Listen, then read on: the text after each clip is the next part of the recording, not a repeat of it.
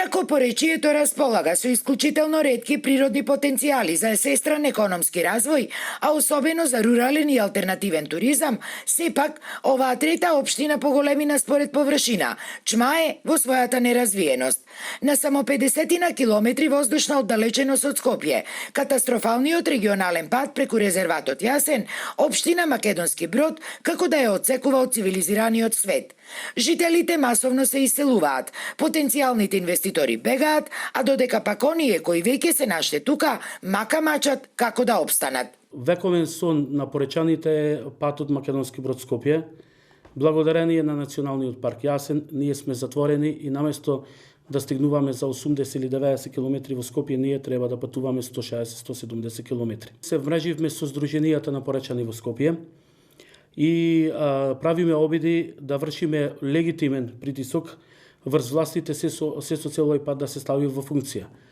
До сега, благодарение на Сдруженијата, успеавме термините да воспоставиме 4 термини, затоа што имаше во зимскиот период 2 термини за премин преку патот, а во летниот период 3. Според Ристески, чекор напред е што оваа година успеале да издействуваат овој пат да влезе во програмата на јавното предпријатие за државни патишта за да се изготви проектна документација.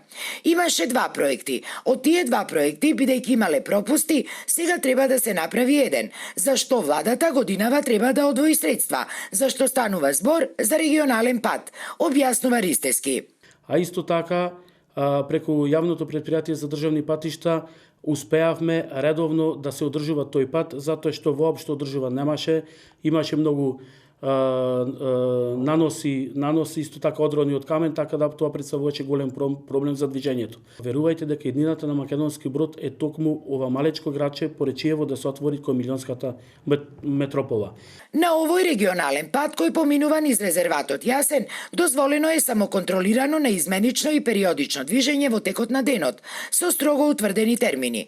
Има ширина од само 2,5 метри и е во очајно лоша состојба, заради што жителите од овој крај често излегуваат на протести, барајки државата да го оспособи, нешто што им е ветувано уште од 2002 година. Инаку резерватот Јасен, освен диви животни, срни и елени, за лов на ексклузивни ловци од држава и странство, крие и воени објекти, изградени уште од бивша Југославија. Објектите се дел од воените капацитети и една од можните локации каде би бил сместен државно воениот врв и од каде што би командувал во евентуални воени услови.